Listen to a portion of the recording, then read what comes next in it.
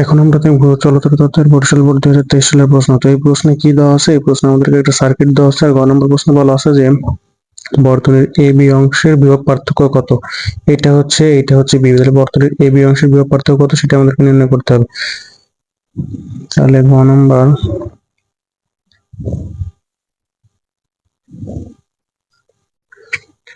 আচ্ছা, এই বর্তনীতে চারটা তড়িৎ চালক শক্তি প্রথম দুইটা শ্রেণীতে আছে, পরের দুইটা শ্রেণীতে আছে এবং তারা একইভাবে এবং তাদের মানগুলো একই। তাহলে লিখবো যে বর্তনীর মোট তড়িৎ চালক বল বা তড়িৎ চালক শক্তি। তাহলে বর্তনীর মোট তড়িৎ চালক বল, বর্তনীর মোট তড়িৎ চালক বল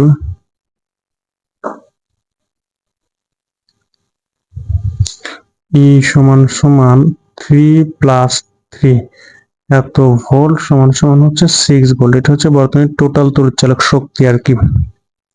তারপরে এখান থেকে দেখা যাচ্ছে এই R1 আর R2 রোধ হচ্ছে শ্রেণীতে আছে, তাই আমরা লিখতে পারি যে RS1 সমান সমান হচ্ছে R1 প্লাস R2 সমান সমান হচ্ছে 10 প্লাস 20 সমান সমান হচ্ছে 30 ওহম। 30 ওহম। আবার দেখা যাচ্ছে R3 R4 রোধ, এই দুইটা রোধও কি শ্রেণীতে আছে, তাহলে আমরা এখান থেকে লিখতে পারি যে RS2 সমান সমান হচ্ছে R3 প্লাস হচ্ছে R4 সমান সমান হচ্ছে 10 প্লাস 20। তাহলে এখান থেকেও লিখতে পারি আমরা কত, 30 ওহম। তাইলে এই চিত্র থেকে আমরা যে শর্টকাট চিত্রটা পাই সেটা কেমন হতে পারে, যে এইটা দুইটা রোধ মিলে আমাদের একটা রোধ হয়ে গেছে। এখন তাহলে চিত্রটা যদি আমরা একটু দেখতে চাই তাহলে চিত্রটা কেমন হতে পারে, আমাদের এই যে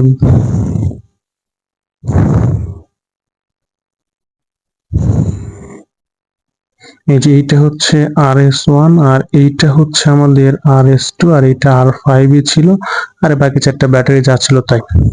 তাইলে এখন এই দুইটা আবার হয়ে গেছে কি সমান্তরালে। তাহলে আমরা লিখতে পারি যে 1/RP সমান সমান হচ্ছে 1/RS1 প্লাস হচ্ছে 1/RS2 সমান সমান 1/30 প্লাস হচ্ছে 1/30। তাহলে এখান থেকে লেখা যাবে যে 1/RP সমান সমান হচ্ছে 30 ইন্টু 30, 30 প্লাস 30 যদি লসাগু করি তাহলে এটা আসবে। তাহলে RP সমান সমান হচ্ছে 30 ইন্টু 30 বাই হচ্ছে 30 প্লাস 30। তাহলে 3×9, তাহলে এখান থেকে উপরে থেকে হচ্ছে 900 আর নিচে হচ্ছে 60। তাহলে এখান থেকে লেখা যাবে হচ্ছে 900 ভাগ 60, 15।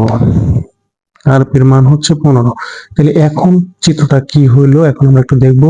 তাহলে এর পরের চিত্রটা হয় এরকম যে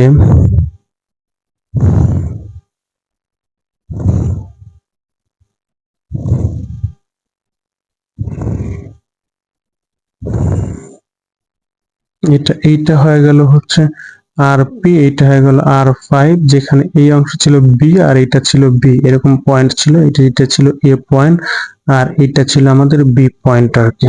এই যে A পয়েন্ট আর B পয়েন্ট। তাহলে এখানে গ নম্বর প্রশ্নে বলছিল যে এ বি অংশের বিভব পার্থক্যের মান নির্ণয় করে। এই যে এ বি যে অংশ, এই অংশের বিভব পার্থক্যের মান আমাকে নির্ণয় করতে হবে।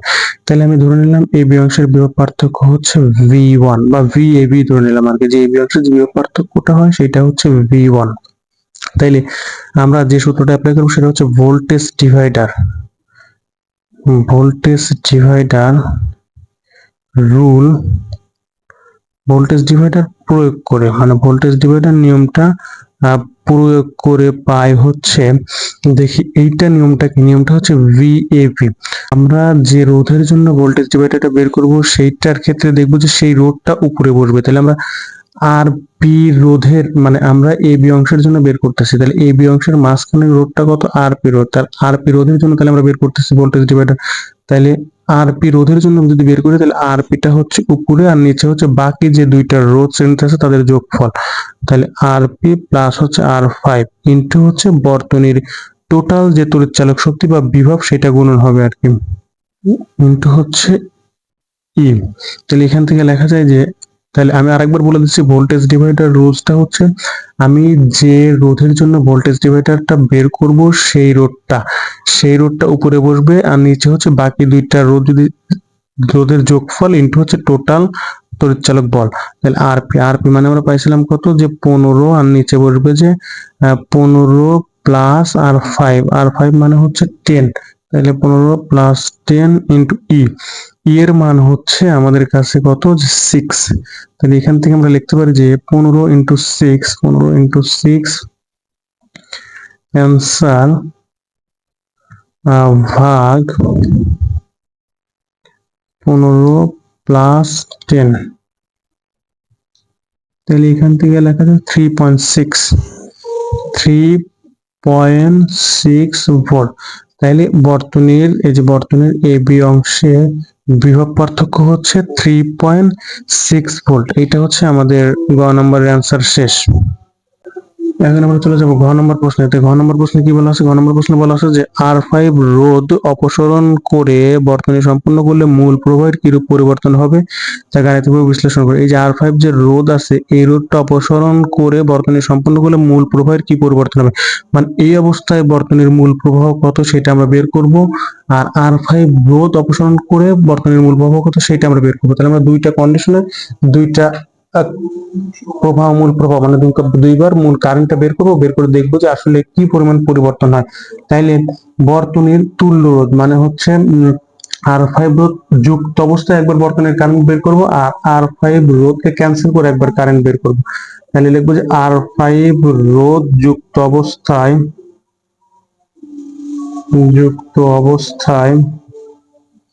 R5 রোধ যুক্ত অবস্থায় বর্তনীর কারেন্ট, বর্তনীর মূল তড়িৎ প্রবাহ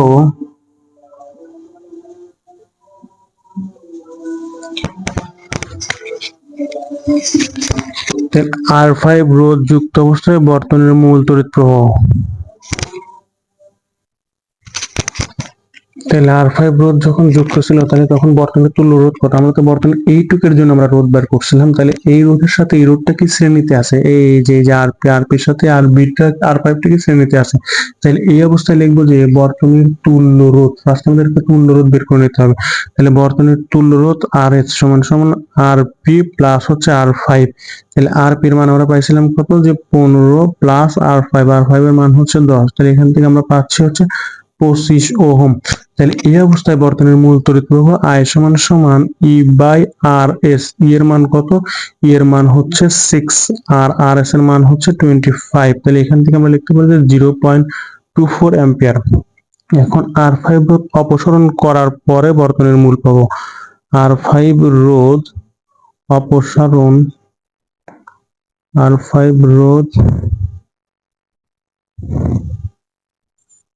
অপসারণ করলে